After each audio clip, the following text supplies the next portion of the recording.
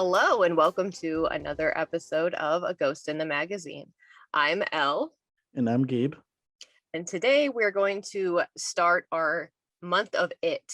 We're going to cover the miniseries, which we're doing today. We're going to cover the two new movies, and we're just going to take a separate podcast to kind of break everything down in relation to the novel. We are starting with the 1990 TV miniseries that stars, let me go back up here. There's a big cast because there is, but I'm going to cover the adult actors. Richard Thomas, John Ritter, Annette O'Toole, Harry Anderson, Dennis Christopher, Tim Reed, and Richard Mosser. I don't know if I'm saying that right. The funny thing about this immediately is John Ritter from Three's Company, and then you had Harry Anderson was on Night Court then. So it was like a really popular TV show in the early 90s. And so when I first watched this when I was younger, it was just like, why is the guy from Night Court acting all like sus? So it was interesting. And rewatching this now, because I think I watched it when I was a little kid. Like I was 5 in 1990. So I was really young when this came out. And my mom watched this several times throughout my childhood. So I had this weird sense of deja vu, because it's been at least a decade more since I've seen it. Mm-hmm. As I was watching it, I was like, oh shit, I know what happens next. Yeah, same here. I don't remember the last time I watched it. Now, I know I've seen it before, but honestly, I don't even know if I've seen it all the way through. Yeah, it was long. It was long. So we're not going to go beat by beat through the whole thing because it's a 4-hour. It's like three and change. Yeah. So my favorite part of this, though, was Tim Curry as Pennywise. I just think he was fucking delightful. You know what? I think he did good, but you know what? I'll say this. His Pennywise is very different from, Bill Skarsgård Pennywise. They're both really good. I can't sit there. I can't compare them. They both have their own thing. Yeah, no, he did a really good job, especially in the beginning, like his laugh in the beginning. Mm-hmm. I thought that was good. I think my favorite scene with him is the library one where he's just fucking with Richie. Yeah. And he's like, Tozier, get out. Yep. It's so goofy, but also just incredibly unsettling. And I think that's what I like about it. And I haven't, like I was telling Gabe before we started, I haven't seen the new movies yet. I bought them for the podcast and I'm waiting to watch them. I think based on the trailers that I saw and stuff, there's just a different feel to the two pieces of media. This is a lot more this was like a primetime thing that ran on television. And so it's a little cheesy. Mm-hmm.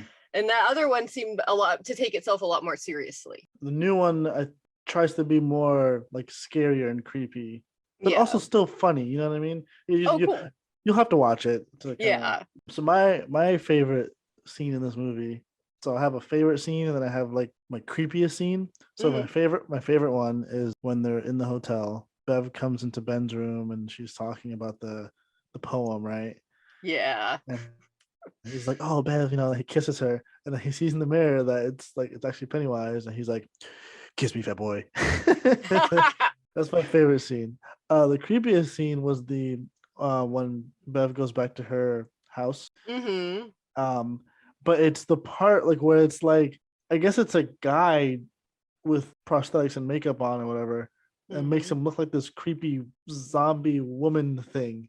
I can't even describe it, but it was just very unsettling. And he is grabbing her, chasing her out of the apartment. Oh my god. Oh, okay. So when it was in mid transformation, because the old lady was there at first. And then when she looked, when she was cleaning up the glass and she looked up, then it was it was ghoul thing.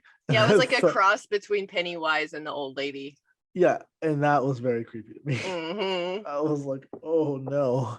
There were some scenes that were just super well done. I would say the ones that we talked about so far. And then everything in the sewer was trash, in my opinion. The claymation. Is that what that was? Oh, it looked like claymation. By the way it was moving, it was kind of quick. I thought it might have been claymation. I could be wrong. I have no idea what the hell it was. I'm sorry. The whole sewer scene was just weird because wait, we're talking about the last sewer scene, right? Not the first one. All of them are weird in my Okay, opinion, okay, okay. Well, but I'm talking about the last one. The whole thing with like the deadlights, right? hmm So like Bill falls for it first, which understandable. And hmm then it's like Ben falls for it, and then Richie falls for it. I'm like, all right, guys, like what's happening here? Like like what? How's this happening? How do you keep falling for it? Anyway, when they go like after, first of all, I don't even understand how Eddie died. They just get yeah, crushed. Is that what yeah, happened? Okay, yeah. okay, okay, okay. I wasn't sure. I thought he was gonna get like okay, so he got crushed. Right? That makes sense because like Mhm. he dropped him, and then he's like, he takes his last breath and he dies. And I'm just like, wait, how? Like, what happened to him?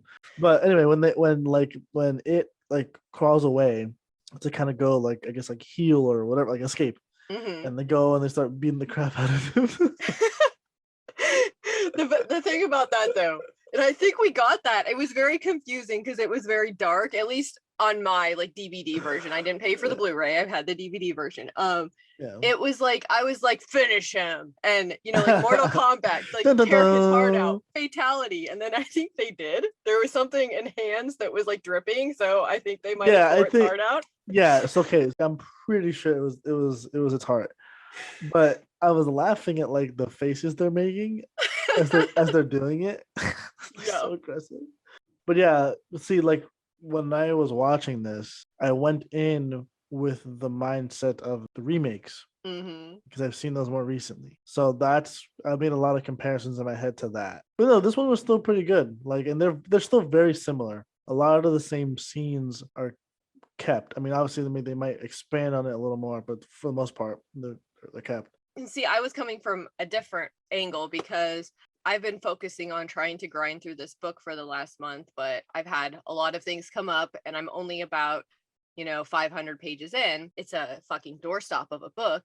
And Mhm. so I'm looking at the things that are like the book because I haven't seen the new ones yet. For me, I thought it was like the way that they adapted it was very elegant in a way. Like they compressed things in a way that really like stuck with the way that the storytelling was in the book. There was even a scene. It was like after they met at the restaurant, and then I think they had like an interact. Something happened, and they got scared. It was kind of a blur in this part for me. They are sitting in a room and they're all talking about their experiences. And Ben, the guy who plays Ben, John Ritter, Mhm. he's reading from the book verbatim for like 3 minutes when he's talking about the stuff with the coach and Mhm. that's how he lost weight. And the thing about it is that's an interesting part of the book. I think it's kind of cool that they made that decision to read kind of verbatim from the book, but they cut out the best part of it, which is it wasn't just about fighting and, getting heckled into losing weight. That's not what that story is about. It's about somebody coming to terms with the fact that they have disordered eating and how their parent and their relationship with their parent was causing it, how they kind of like grew from that. And it's actually a very nuanced story about people who have, eating issues. And I didn't expect that, I guess. And I mean, Stephen King's a really good writer. And I used to read all through elementary school. I was stealing my mom's Stephen King and Dean Koontz paperbacks. And like, that's what I grew up on. But I Oh, guess coming back as an adult and reading this again, I didn't expect that level of like nuance, especially because so many things from this era, we just see people being mean to fat people and making fun of them and not yeah. having any nuance about where it's very complex, the reasons why we have these relationships with food as somebody who has had disordered eating. I loved it. I was sad that they cut that part out, but I also thought it was interesting that they like made an attempt to kind of include it into the movie. I'm sure they didn't have time to put the whole thing Yeah, I mean in. they gotta prioritize and like, you know, especially for how long this is, they gotta Yeah. It's so funny because it's like this is so long, but it is somebody, and I'm a fast reader. I will easily like if I can get a good hour to myself, I can rip through 100 pages and remember most of it. The problem is I just don't have time to myself. And so Yeah. that's where I'm at with this book. The book's long, this is long. But they did a good job compacting coming from that side, I think that the screenwriters did a pretty good job. And they Yeah. cut out some of the yikes shit, which I give them credit for. So like when I was watching this, obviously it's a miniseries, so it's got the part 1 and part 2. Mm-hmm. So but when you rent it, it's just one thing. It's Oh just wow. one. It's all together. When I started it, because like okay, so the remakes, the way it's broken up with that is like Mm-hmm. you watch it as kids first, all the way Mm-hmm. through. Second part is like they're adults with a little bit of the little flashbacks put into it. But anyway, Mm-hmm. so when I was watching it and I saw like there were adults already, I'm like, did I rent the second part by accident? Like then, so I had to like, I literally sat there on Google and was like trying to make sure that I'm watching the right thing and I didn't skip ahead. Oh But, God. but Imagine if it was 2 parts though, with 3.5 hours each. oh god. The point is though is that like they did a really good job at like transitioning it. They made it seem like it's just one long movie. Watching it, I didn't feel like it was 2 parts. I felt like I just watched a movie. I just had one intro and one outro. Yeah. On my end, I had to flip the DVD because it had one on each side of the double-sided DVD. So All right. Oh, what a time. but the other thing I will say about that is that's kind of how the book it follows the book very well, especially in the beginning. And that's the only part I know because I'm only halfway through. And like I said, I read this book when I was a kid, but I'm very old. I'm 36 years old. It's been a while. The way that the miniseries starts is very much like the way that the book starts, because it starts with the adults getting called by Mike's putting all the phone calls in, and then as they get the phone calls, they're reliving their experience with it. And that's how it kind of how the book opens up. And that's like the whole front part of the book is just all introducing each character and then their experience as a kid. Yeah, and like the way they did it in this movie was really good. I thought it was really good. Like it showed them as an adult, they get the phone call from Mike, and then it kind of shows their experience, yeah, with like their individual experience with it. I'm super interested now though in seeing these other two. So I'm excited for you. I didn't know you didn't see them. Like I really want to know what you think because like I mean, Stephanie could tell you, but I love the new movies. Like after we watched, she bought them for me for Christmas one year, aw. and she bought me pajamas to go along with it. Awesome. But I would not stop quoting it for weeks after watching it, and I could be wrong, but I'm pretty sure we saw the second one in theaters twice. Like it was just that good. We enjoyed it a lot. That's But yeah, awesome. Like, I'm curious to hear your take on it. yeah, I'm looking forward to it. Do we have any final thoughts on it 1990? Yeah, so yeah, good movie. Um, not super scary. Maybe that's just because I'm watching as an adult. It might be scarier to watching as a kid, but Mm-hmm. what isn't Yeah. pretty much.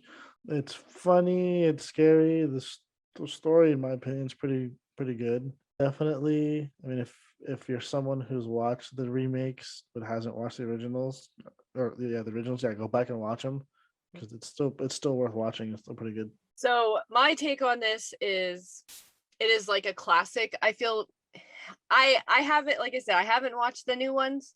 This is something that as I was watching it, I was kind of like remembering, and it made me feel very nostalgic for the 90s. Especially there's like a scene where Ben sees this big boy getting chased by some bullies, and he flashes back to the 50s and he sees himself. And the bullies, when they come down, they're fucking 90s kids. They got mullets, they got like Yeah, freaking yeah, I was just yeah. laughing so hard. It brought me back to that early 90s nostalgia. And I think it's kind of a boomer wink fest overall. Like there's the scenes with the bicycle and the adults getting back on the bicycle and listening to 50s music and stuff. And that's there. But I also think that there's some nostalgia for the 90s kids as well. I also like kind of wish I wish it would be more cohesive and like, what the hell is it? What the hell? How did they even think they could fight it? Like this, the other thing about it is when Eddie says why does the not, I don't believe in you thing not work? Why did it work when they were kids? Why could he be like, this is acid and spray it on the thing and it worked? But is it just because their, imaginations are weaker as adults? I don't know. That's a really good question. I just would, the thing about it is I would like more of the mechanism explained in the movie. I feel like as somebody who's coming in, I haven't refreshed myself completely with the book. I feel like if I was just watching this as somebody who's never read the book, maybe hasn't watched the new movies and doesn't know whatever storytelling they introduced there, I wouldn't understand like what the mechanism was or like what the rules are with Pennywise. So that is, and that's something. Talk to Stephen King about that one. Yeah, well, Steph and I, it's just like a critique that I have with a lot of horror movies. Like, I want to know the rules. I want to know the lore behind the monster, because that's what's interesting to me. So if that doesn't come through in the storytelling in the movie, it just like kind of falls flat. And that's the one criticism I'd have for this. I'm really curious on what your take is on the remakes. And I'm gonna try to blow through the last part of the book. I don't know if I'll get there, but I'm gonna try. Yeah, well, I'll be on for that one. I want to revisit this mechanism conversation when I want to revisit that. Cool. All right. So overall, I would say that Gabe and I both recommend this. Do we want to do the scary scale? Yeah. We usually just 1 to 10, and then I think it was Jay on the last one did a thing of he rated on the scale of movies. Oh, okay. It's hard for me to do that, so I'm not gonna do that. I'll just do scale 1 to 10. Okay. So of 1 to 10 of how scary it is, I would say it's like a 5 out of 10 because it's not that scary like you're gonna have nightmares. But yeah, I would agree. I think it has its moments where it's unsettling, but I wouldn't call it scary. It's nothing crazy like jumping out at you, making you jump out of your couch or whatever. Yeah. But it has these scenes that are kind of creepy, like the one with the old lady. Yeah.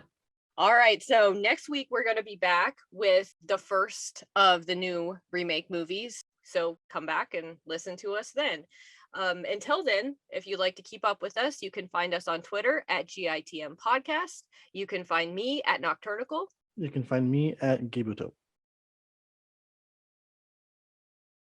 Okay, bye.